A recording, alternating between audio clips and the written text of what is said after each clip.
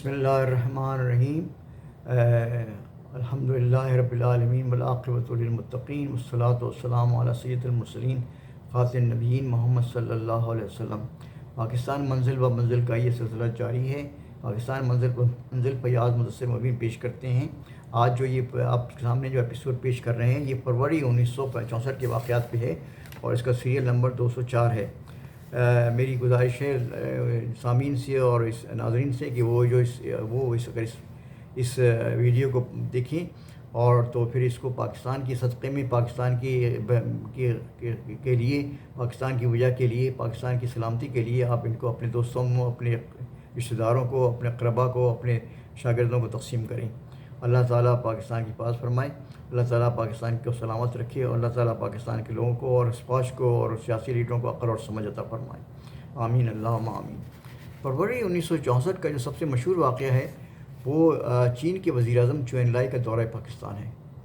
18 فروری 1964 کو عوامی جمہوریہ چین کے وزیر اعظم جناب چو ان لائی اپنے وزیر خارجہ مارشل چین جی اور دیگر افراد کی معیت میں 9 روزہ پاکستانی دورے پر پاکستان پہنچے تو ان کا والہانہ خیر مقدم کیا گیا۔ اس دورے کا حامل وہ اعلامیہ تھا، یعنی وہ ڈکلیریشن تھا جس میں چین نے کشمیر کے سوال پر پاکستان کی مکمل حمایت کا اعلان کیا اور کہا کہ کشمیریوں کو ان کی خواہشات کے مطابق اپنے مستقبل کا فیصلہ کرنے کا موقع دینا چاہیے۔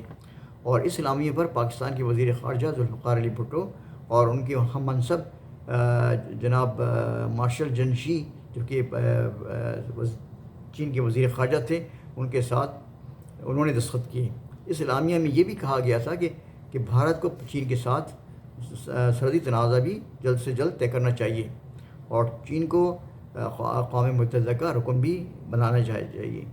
جناب چو ان لائی نے اپنے اس دورے کے دوران اسلام آباد میں شکر پوڑیا میں کی پہاڑی پر ایک چینی پودا لگایا اور اس چینی رہنماؤں کا یہ دورہ پاکستان اور چین کے تعلقات کا ایک اہم موڑ تھا اور اس سے پاکستان اور چین کے آئندہ تعلقات کو ایک اہم کردار پاکستان اور چین کے آئندہ تعلقات میں ایک اہم کردار ادا کیا اس میٹنگ نے۔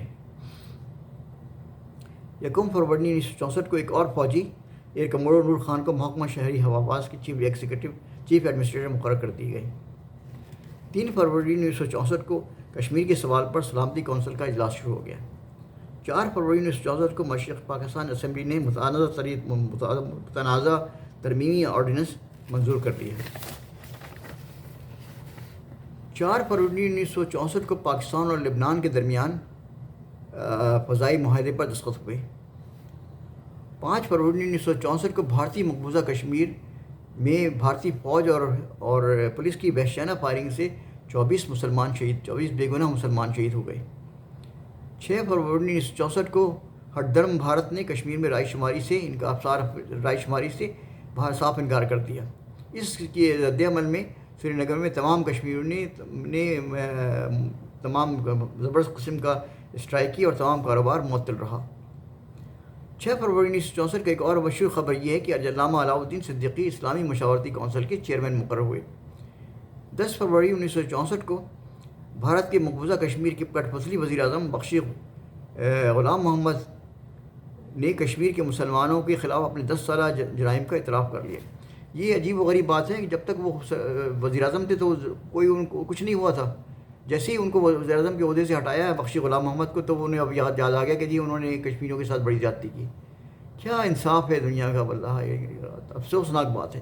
جب تم وزیر اعظم تھے یا وزیر پہ تھے تو اس وقت کہنا چاہیے تھا، کوشش کرنی چاہیے کشمیر کے مسلمانوں کو صحیح طریقے سے اختیارات حاصل کرنے کے لیے، مسلمانوں کے لیے رائے شماری کے لیے۔ 11 فروری 1964 مسئلہ کشمیر کے حل کے لیے اقوام متحدہ کے سیکرٹری جنرل اوتھانڈ کو ثالث مقرر کرنے کی تجویز پیش ہوئی۔ 12 فروری 1964 کو بھارت کے قابض علاقے کشمیر کو فوجی انتظام کے تحت بھارت میں ضم کر دیا گیا۔ یہ ایک اور ظلم کیا ہے بھارتی فوج نے۔ 12 فروری 1964 کو بھارتی متعصب جریدے پرچم کو پاکستان میں داخلہ ممنوع قرار دے دیا گیا۔ 13 فروری 1964 کو کراچی میں نوجوان مصور انور مقصود کی پینٹنگز کی نمائش کا آغاز ہوا۔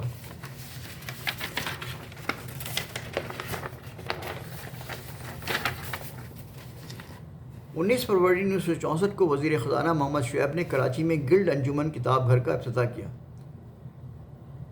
26 فروری 1964 کو پاکستان نے کے وزیر خارجہ بھٹو نے اعلان کیا کہ پاکستان کشمیر کا کوئی حل قبول نہیں کرے گا جو کشمیریوں کے لیے قابل قبول نہ ہو۔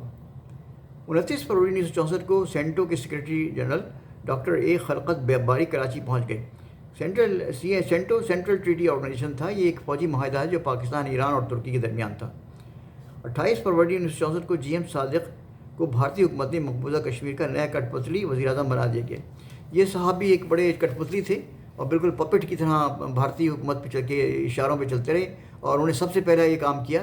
اس قدر بدنصیبی کی بات ہے کہ انہوں نے کشمیر کا جو وزیر اعظم کا عہدہ تھا وہ اس کو ختم کر کے وزیر اعلیٰ بننا قبول کیا، اور اس کو تخت کو ڈی گریڈ کر کے اس کو وزیر اعظم سے وزیر اعلیٰ ہو گئے تاکہ وہ صوبائی حیثیت رہی، حالانکہ پہلے ایک قومی حیثیت تھی کشمیر کی جو وہ بھی ختم کر دی۔ آہستہ آہستہ یہ بھارت مستقل یہی پروگرام بناتا رہا کسی طرح کشمیریوں کو ختم کر دیا جائے، کشمیریوں کا مسئلہ ختم کر دیا جائے۔ لوگ کہیں نہیں کہ ہاں کشمیری کا کوئی مسئلہ ہے، ہم خاموشی سے جو چاہے قتل عام کرتے رہیں، جو چاہیں پراپرٹی تہس نہس کرتے رہیں، کوئی ہم سے پوچھنے والا نہ ہو۔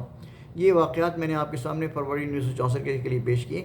اللہ تعالیٰ سے دعا ہے کہ اللہ تعالیٰ اس کو اپنی بارگاہ میں قبول فرمائے اور ہم لوگوں کو عقل اور سمجھ عطا فرمائے۔ اللہ تعالیٰ پاکستان کی حفاظت فرمائے اور صحت اور سلامتی عطا فرمائے۔ پاکستان پائندہ باد۔